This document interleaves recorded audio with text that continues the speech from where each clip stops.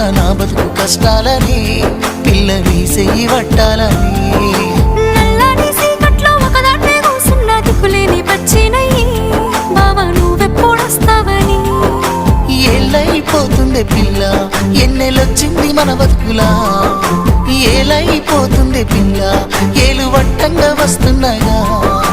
ఇన్నాళ్ళ ఎడబాటు ఎడబాసిపోతుందిలే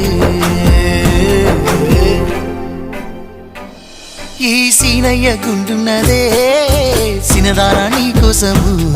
ఈ దూరాన్ని చెరుపుతూ తీరాల తెగిరింది అందాల ఈ మానవు